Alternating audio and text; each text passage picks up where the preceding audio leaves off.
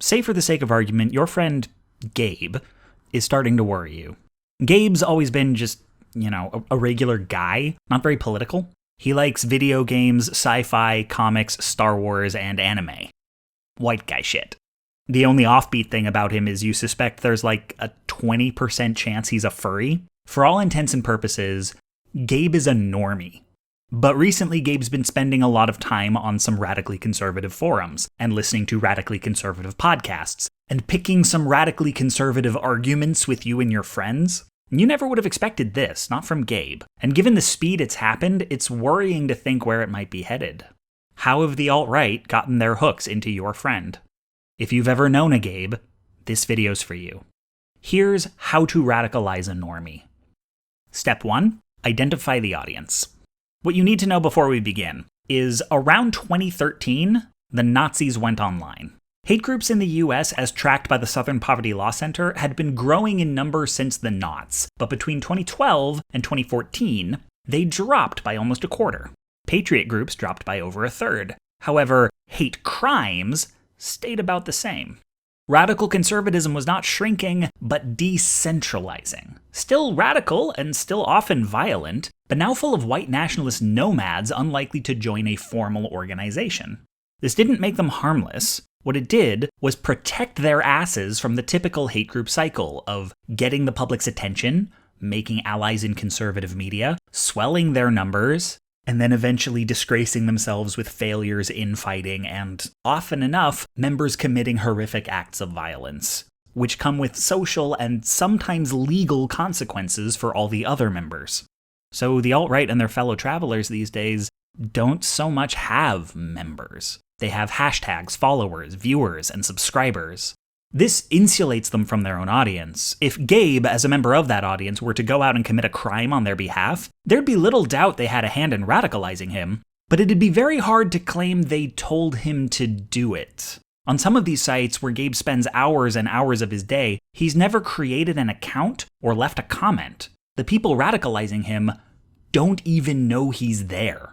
This distributed nature is what makes the alt-right and the movements connected to it unique. You may remember a notable proof of concept for this strategy. Doing almost everything online has, as compared with traditional hate movements, dramatically increased their reach and inoculated them from consequence. The trade-off is a lack of control. And so we come to Gabe. Gabe exists at the intersection of the kinds of people the alt-right is looking for, straight white cis men who feel emasculated by modern society, primarily, though they do make exceptions, and the kinds of people who are vulnerable to recruitment. Gabe fits the first profile in that he got bullied in high school and often feels he has to hide his nerdy side for fear of getting ridiculed. The alt-right also has success with men who can't get laid, or recently got divorced, or feel anxious about an influx of non-white people in their community. These things can make one feel like less than the confident white man they are supposed to be. And it's the closest they will ever come to being minoritized. Regarding the second profile, it's important to know that Gabe is not categorically different from you or me. He's a cishet white dude. His problems are not unique. There's not a ton of research into the demography of the alt-right, but there may be a higher than average chance Gabe has a history of being abused or comes from a broken home. You don't know if that's true of Gabe, he's never said. But most abuse survivors don't become Nazis. The things that make people like Gabe recruitable tend to be situational. It happens often during periods of transition, as dramatic as the death of a loved one, or as benign as moving to a new city. Things that make people ask big life questions. Gabe has concerns like economic precarity, not knowing his place in a changing world, stressful working conditions.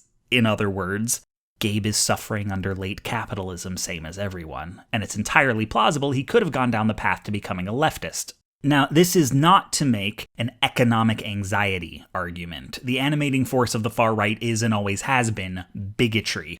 But the alt-right targets Gabe by treating his economic anxiety as one of many things bigotry can be sold as a solution to. It is their aim that when dissatisfied white men go looking for answers, they find the alt-right before they find us. Step 2. Establish a community. Were Gabe pledging an old-school hate movement, there would probably be a recruiter to usher him into an existing community. But that's the kind of formalized interaction modern extremists tend to avoid. Online extremism has many points of entry and everybody's journey is unique, so rather than be comprehensive, we will focus on what are, in my estimation, the two most common pathways. The far right creates a community Gabe is likely to stumble into, or infiltrates a community Gabe is already in. The stumble upon method has two main branches, one of which is just Gabe ends up on a Chan board, which we've already done a video about. The other is kind of the polar opposite of 4chan's cult of anonymity. Gabe ends up in the fandom of a far-right thought leader. These folks are charismatic media personalities. That's charismatic according to Gabe's tastes, not ours. I don't understand it either. And these personalities may gain traction on any number of platforms, from podcasts to reportage to blogging, though the most effective platform for red pilling is, and yes, I am biting the hand that feeds me, YouTube. They may get Gabe's attention through fairly conventional means, like talking about or even generating controversy to get themselves trending, while some of the more committed will employ dubious SEO tactics like clickbait, Google bombing, and data voids. But what they tend to have in common, especially the most accessible ones, is that they don't present themselves as entry points to the radical right. In fact, many did not set out to be far-right thought leaders, and may not think of themselves as such, though they are often selling products of which the alt-right are among their biggest purchasers, and it's not like they're turning the money away, so there's that. How they present is the same way anyone presents who wants to be successful on social media. Accessible, approachable, authentic. The face-to-face relationship a budding extremist forms with their recruiter or the leader of their hate group's local chapter are here folded into one parasocial relationship with a complete stranger.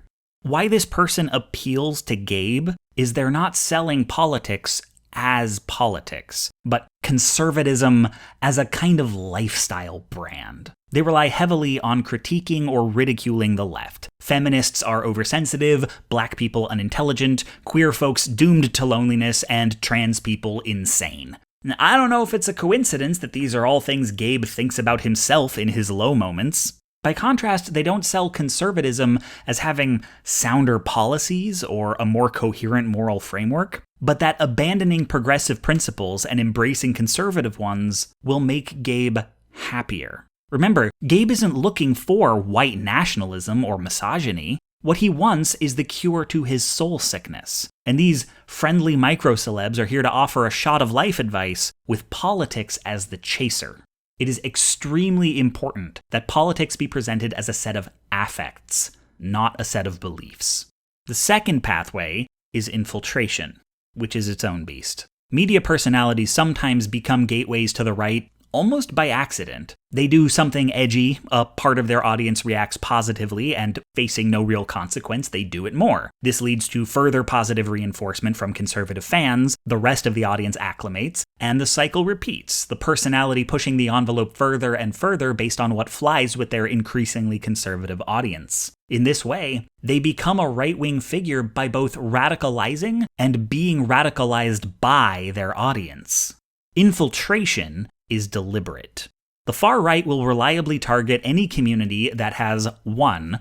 A large white male population, 2. Whose niche interests allow them to feel vaguely marginalized, and 3. Who are not used to progressive critique of said interest. This isn't to say progressive critique doesn't exist or hasn't been baked into the property from the beginning, but that it has been so far easy for white guys to ignore. As such, progressives within that community probably don't talk politics much, and women and minorities are perfectly welcome to post, same as anyone, but just, don't make identity politics, like a thing. Given Gabe's proclivities, he's probably already in a number of fan communities where he can geek out and not get teased. And this is where the far right will go looking for him. Communities are at their most vulnerable to infiltration at times of political discord. This can happen naturally, say a new property in the fandom has a black protagonist, or it can be provoked, say a bunch of channers join the forum and say provocative things about race to get people arguing, or both. Left to its own devices, the community might sort out its differences and maybe even come out more progressive than they started.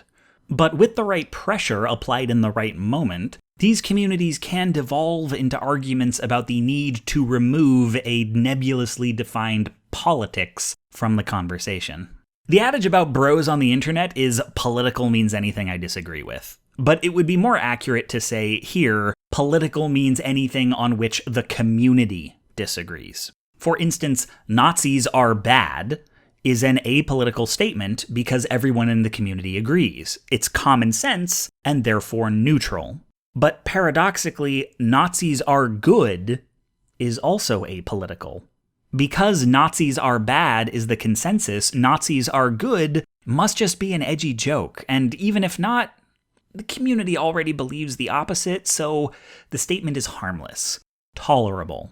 However, feminism is good is a political statement because the community hasn't reached a consensus. It is debatable and therefore political, and you should stop talking about it. And making political arguments, no matter how rational, is having an agenda, and having an agenda is ruining the community. Now, it is curious how the things that provoke the most disagreement tend to be whichever ones make white dudes uncomfortable, one of life's great unanswerable mysteries. You can gather where this is going. A community that doesn't tolerate progressivism, but does tolerate Nazism, is going to start collecting Nazis. Nazis whose goal is to drive a wedge between the community and the left. Once the left acknowledges, hey, your community's developing a Nazi problem, the Nazis, who are, remember, trusted apolitical members of the community who might just be kidding about all the Nazi shit, say, did you hear that, guys? Those cultural Marxists just called all of us Nazis. Wedge. Similarly, any community members who say, but Nazis, though, are framed as infiltrators pushing an agenda, even if they've been there longer than the Nazis have. They get the wedge, too. This is how fandoms radicalize. They are built as, yeah, I'll say it, safe spaces for nerds, weebs, and furries, and are told that the left is a threat to their safety. And given a choice between leaving a community that has mattered to him for years and simply adjusting to the community's shifting politics, the assumption is that Gabe will stay. This assumption is right often enough that a lot of fandoms have been colonized. What is true of both these methods, Gabe finding the right or the right finding him, is that Gabe does not come nor stay for the ideology. He's here for the community, the sense of being with his people, of having his fears validated and his enjoyment shared. The ideology is simply the price of admission. Step 3. Isolate. There is a vast, interconnected network of far-right communities out there, and Gabe is, at this point, only on the periphery. In order to keep him in, they need to disrupt his relationships to other communities and become more and more his primary online social space. Having made this space hostile to the left, they now seek to break his connections to progressives elsewhere in his life. This is hard to do online. The whole appeal of moving radicalism to the internet is that your away from keyboard life doesn't have to change. You are crypto the moment you log off. Some thought leaders will encourage their audience to cut ties with family of origin, or DFU, but even then, they can't monitor whether the audience has actually done it in the way an in-person movement could. And so alienating Gabe from the left is less controlled, and consequently, maybe less total. How much Gabe isolates is up to him. But the vast majority of far-right media presumes an alienation from the left. Part of conservative bloggers and YouTubers making the left look pathetic is doing a lot of takedowns and responses. This is a constant repetition of the left's arguments for the purpose of mockery. And for Gabe, it starts to replace any engagement with progressive media directly. He soon knows the left only through caricature. It also trains him, if he does directly engage, to approach the left with the same combative stance as his role models. For reference, see my comment section. And this is only if he doesn't partake in one of the many active boycotts of SJW media. In addition to mocking the left's arguments, they also, curiously, appropriate them. This is one part sanitization because liberal centrism is more socially acceptable. Indeed, many figures on the outer layers think of themselves as moderates even as they serve as gateways to radicalism. But also, many of Gabe's problems could be addressed by progressive leftism, so they sell him racist and sexist versions of it. Yes, There is a problem with workers being underpaid and overextended, but the solution isn't unions, it's deporting immigrants. Yes, there is a chronic loneliness and anger to being a man in the modern age, but it's not because of the toxic masculine expectations placed on you by the patriarchy, it's women being slutty. Yes, wealth disparity does mean a tiny percentage of elites have more influence over culture and politics than the rest of us combined, but the problem isn't capitalism, it's the Jews. And it's hard for Gabe to reject any of these ideas without, in the process, rejecting the progressive ideas they're copied from. The right's take the red pill is, to the untrained eye, similar to the left's get woke, or at least the Baudelarized version of get woke that is no longer specifically about race, which came to fashion once white people started saying it. Grumble, grumble, grumble. Take the red pill or reject them both. Either is a step to the right. As this rhetoric slips into his day-to-day conversation, even as seemingly harmless irreverence, it may strain relationships with people who are not entertained by this shit. Off-color comments about race and gender can certainly be wearying for female and non-white friends, which can lead to a passive distance or an eventual confrontation, which only seems to confirm what his reactionary community says about liberal snowflakes. If he says these things on social media, he may get his account suspended. And if he comes back under an alt, you can bet his new reactionary friends will be the first to reconnect, applaud the behavior that got him banned, and repeat should he get banned again. A few cycles of this, and he's lost touch with everyone else. Also, his adoption of the insular, meme-laden terminology of his community makes him less and less comprehensible to outsiders.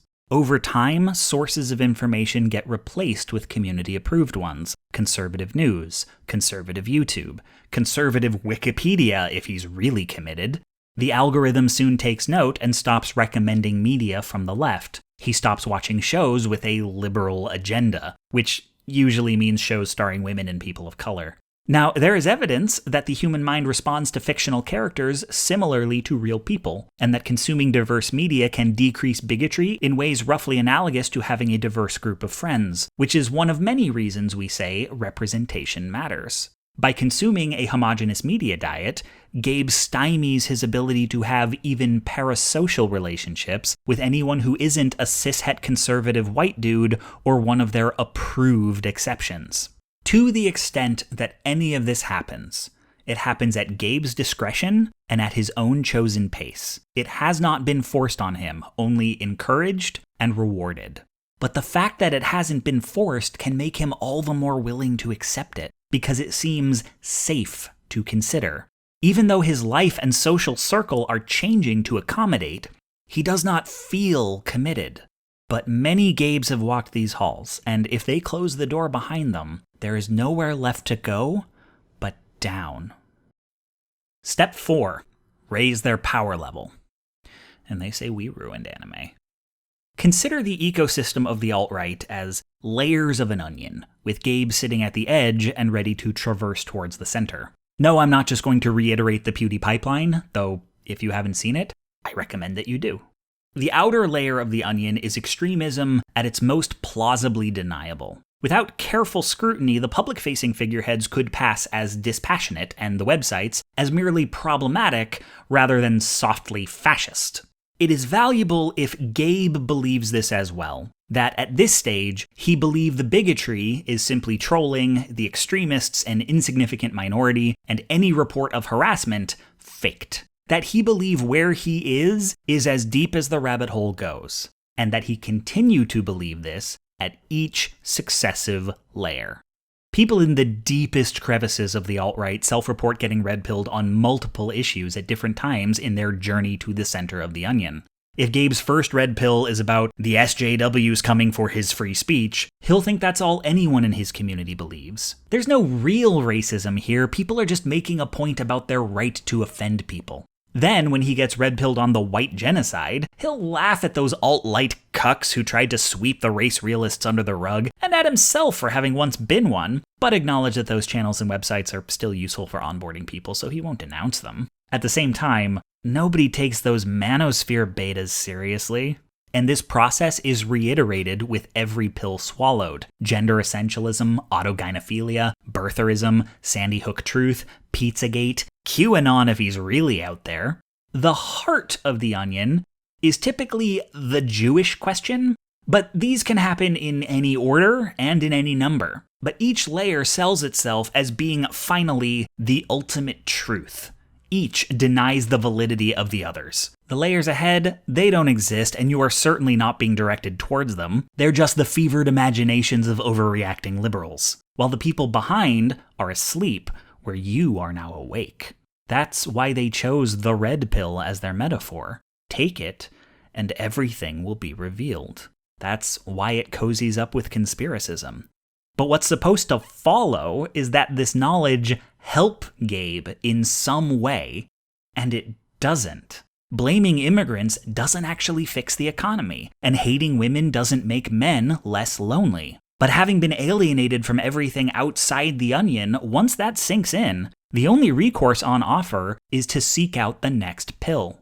And pills are easy to find. Those within the network have laissez-faire relationships, even if they on paper disavow one another. When they need a source or a guest host, they aren't going to go to the left. They're going to feature each other. The left is the enemy. Their ideas are beneath consideration, and the only reason to engage them is for public humiliation. But you can interview a Western chauvinist, and that doesn't mean you're endorsing him. Just, it's fine to hear him out. Nothing should be off limits in the marketplace of ideas. Besides, Nazis are apolitical. And because these folks keep showing up in each other's metadata, regardless of what they say, Google thinks there is definitely a relationship between the guy just asking questions and the guy denying the Holocaust. Gabe is softly exposed to many flavors of conservatism, just slightly more radical than he is now, and is expected, at the very least, to not question their presence. This is an environment where de-radicalizing, listening to the left, would be sleeping with the enemy. But radicalizing further, you do you, buddy. Gabe's emotional journey, however, is somewhat more complex. If you spend any time reading or watching reactionary media, you've probably noticed it's really fucking repetitive. It's a few thousand phrasings of the same handful of arguments, like there's only so many jokes about attack helicopters. But these people just crank out content, and most of it's derivative. The reason to pick one personality over another isn't because they say something different, but because they say it differently. Gabe just picks the affect it's delivered in. Repetition dulls the shock of the most egregious statements, making them appear normal and prepping him for more extreme ideas. Meanwhile, the arguments themselves, they're not good. Like, BreadTube will never run out of shit to debunk. They are repetitive because they're not good. They're mantric. A good argument you only need to hear one time. If you can follow it, internalize it, and explain it to someone else, you know you've understood it.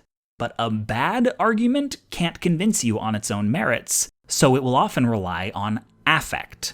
This can be the snappy, thought-terminating cliche, or the long, winding diatribe that sounds really sensible while you're hearing it, but when someone asks you for the gist, you can only say, go watch these 17 videos and it'll all make sense. Both these approaches are largely devoid of content, but gosh, if they don't sound sure of themselves. And that mode can be very persuasive, but it doesn't stick the way a coherent argument does. It needs to be repeated, the affect replenished, because the words matter less than the delivery. There needs to be a steady stream of confident voices saying, we've got this shit figured out and everyone else is stupid, or Gabe's gonna notice the flaws. They are not well hidden. And the catch-22 of returning to that stream over and over is that these communities are stressful even as they are calming. People afraid they will die virgins go to forums with people who share and validate that fear, and also say, yes, you will die a virgin.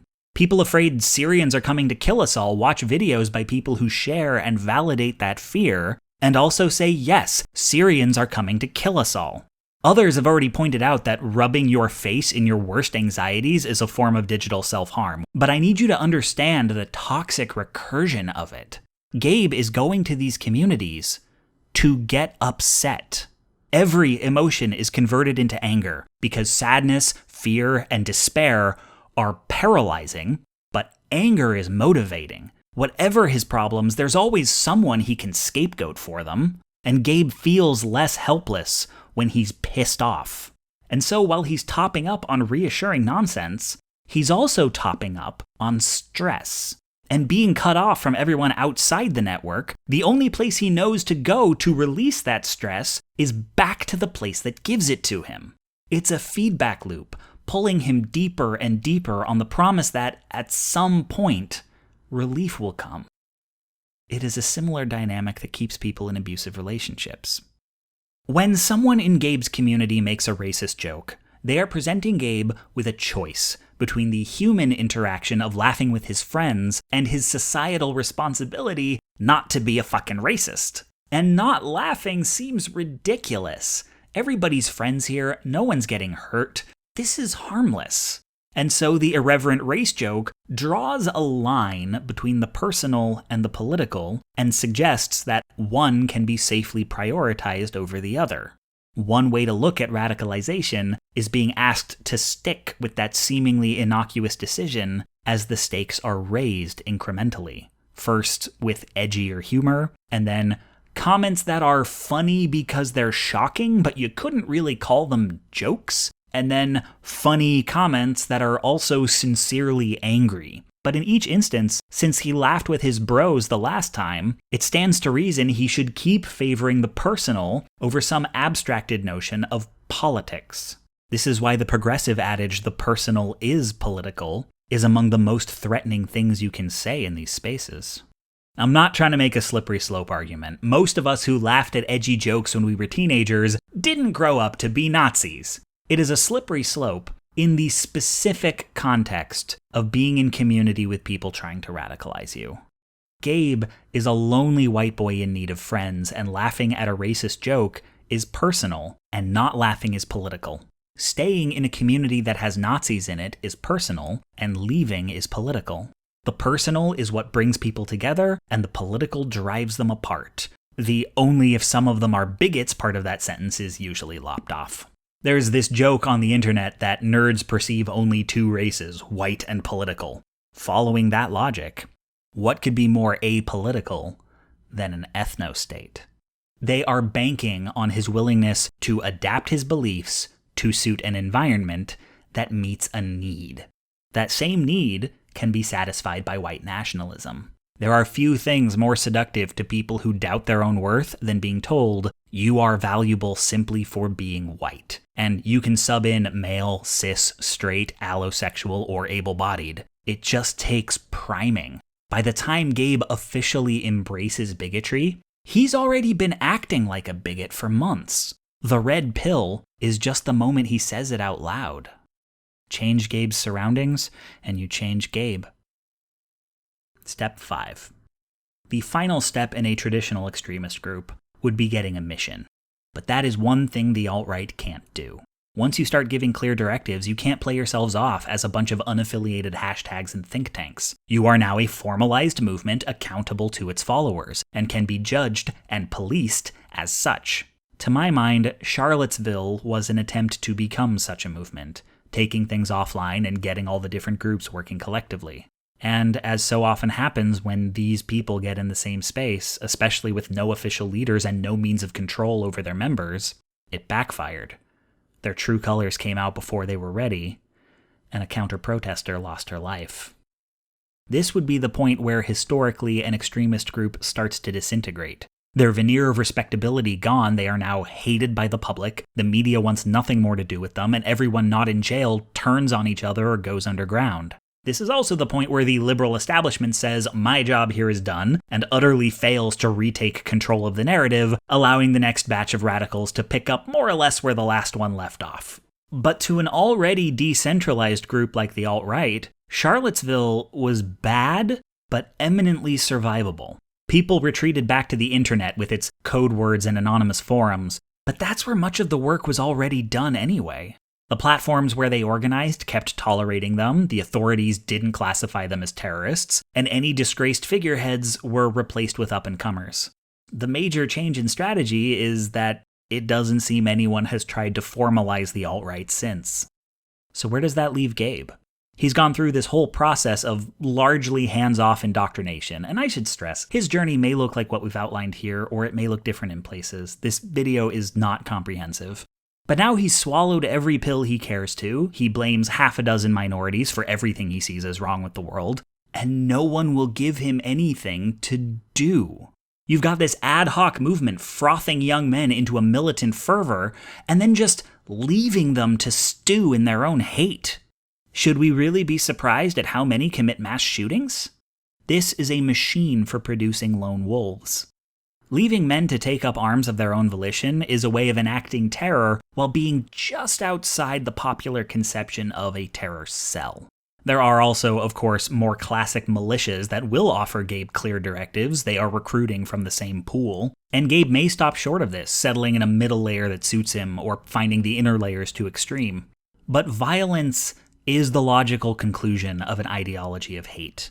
And should Gabe take this step, he can approach violence in the same incremental fashion he approached conservatism. He can start with yelling at people on Twitter, and then maybe collective brigading, DDoS attacks, sharing docs, leaking nudes, calling their phone numbers, texting them pictures of their houses from the sidewalk. These acts of cruelty become games of one-upmanship within his community. All this can start as far back as step 2 and get more intense the deeper he goes. And some people join explicitly to partake in harassment and violence the way Gabe joined to talk about anime. But this behavior can serve as a kind of buy-in. The left and the feminists and the LGBTQs and the Muslims and the immigrants are all within his community subhuman. You've maybe heard the conservative catchphrase, feminism is cancer. Well, you don't treat cancer by having a respectful exchange of ideas with it, but by eradicating it down to the last cell. Cruelty against the left is framed as necessary and righteous. From any other perspective, posting someone's bank information is something you might feel ashamed of, which creates a psychological imperative not to consider other perspectives. A thing that keeps people in is staving off the guilt they will reckon with the moment they step out. Gabe is also aware that anything he's done to the left could be done to him if he leaves. Some communities even keep docs on their members as insurance. And the things he's encouraged to do to the left will likely make him feel that the left would never take him now. The radical right is the only home he's got. Harassment becomes another tool of isolation. Steadily, options for Gabe are whittled down to being a vigilante or a nihilist. There are periods of elation, moments the alt-right feels it's winning, or more accurately, the people they hate are losing, are like cocaine. They are authoritarians after all. But the times in between are mean and angry. They are antisocial, starved of emotional connection, consuming incompatible conspiracies that may at any point run them afoul of one another, devoted to figureheads who cater to but cannot risk leading them, and living under constant threat of being outed to the left or turned on by the right for stepping out of line. Gabe took this journey for the sense of community and purpose, and but for the rare moments everything goes their way, the alt-right can't maintain either. They can only keep promising his day will come, a story he could get from a $5 palm reading. The feeling there's nothing left but to kill yourself or someone else is so common, it's a meme. But there is a third option. Gabe can leave. Pre-conclusion, for fuck's sake, do not make Gabe your whole ass praxis. Before we continue, I want to state plainly that Gabe went off the deep end because he found a community willing to tell him that because he is a cishet white man, the world revolves around him. Do not treat him like this is true. If a fraction of the energy spent having debates with America's Gabes were spent instead on voter reenfranchisement, prisoners' rights, protections for immigrants, statehood for DC, and redistricting, Gabe's opinions, in the societal sense, wouldn't matter. Reactionary conservatism is a small and largely unpopular ideology that is only so represented in our culture and politics because they've learned how to game the system. And I get it. Those are huge problems that are going to take years to address, where if you know a Gabe, that's a conversation you could have today. And if you think you can get through to him, it's worthwhile to try. This is a fight on many fronts, and de-radicalization is one of them. But it is only one. So please keep it in perspective. It sends an awful message when we spend more time trying to get bigots back on our side than we do the people they are bigoted against. Your value as a lefty does not hinge on whether you can change Gabe's mind. Conclusion. How Gabe gets out. He may just grow out of it. These communities skew young, and some folks hit a point where hanging out with edgy teens doesn't feel cool anymore. He may become disillusioned after the movement fails to deliver on its many promises. He may become disillusioned if something goes wrong in his life and his community isn't there for him. If he feels they like his race and his gender, but don't actually care about him. He may be shocked if he sees the alt-right at its worst before being appropriately conditioned. Charlottesville was a step too far for a lot of people. His community may turn on him for any perceived unorthodoxy, and he may leave out of necessity. He may be separated by circumstance from the community, a trip with no internet, hospitalization, arrest, and not be able to top up on the rhetoric. This may lead him to question his beliefs. His community may disappear, either tearing itself apart or getting shut down by authorities. He may have incidental contact with populations he is supposed to hate, and have trouble reconciling who they are in person with what he's been told about them. In his community, people bond over shared intolerance, but suddenly being tolerant helps him make friends. This is one reason the alt-right has made a battleground of the liberal arts college campus. He may form or revisit relationships outside the network, people who can offer him the connection he's been looking for. This may reintroduce outside perspectives, but more importantly, it rekindles his ability to have healthy relationships at all, something the alt-right has estranged him from. As with recruiters, it seems these escape hatch relationships can sometimes be parasocial, coming to respect a public figure who is on the left or is critical of the alt-right. Someone he is close to may compel him to choose me or the movement. A lot of young men leave to save a romantic relationship. Hearing stories from people who've already jumped may help. There aren't a lot of public formers, and some raise questions as to their sincerity, but it is getting more common and may be the closest we get to exit counseling for the alt-right. He may become aware of the ways he's being manipulated, or have them revealed to him, maybe because he stumbled into BreadTube, I don't know. Knowledge that you are being indoctrinated is no guarantee it won't work. You are not immune to propaganda, but it can help one resist. And he may revisit a core belief system that used to guide him, be it religion or social justice, or a really wholesome fandom, and be reminded of the identity he used to have. Moments like these, in isolation or in aggregate, can inspire Gabe to jump. They are also good times for friends to intervene. The reach and the impunity that comes with the internet means it has never been easier to fall into reactionary conservatism. It has also never been easier to get out. People who exit skinhead gangs often fear for their lives. For Gabe, there's a chance getting out is as simple as going to a different website. Much of his community does not know his name or his face, and he may not be important enough to dox. What doesn't get Gabe out, not reliably, not that I have seen, is an argument with a stranger who proves all his facts wrong and his ideology bunk. Facts don't always work, because facts don't care about his feelings. This was about staying in a community and holding on to an identity that mattered to him. It was about belonging. And that is something a rando from the other side of the culture war can't give him and probably shouldn't be responsible for. The theme here is human connection.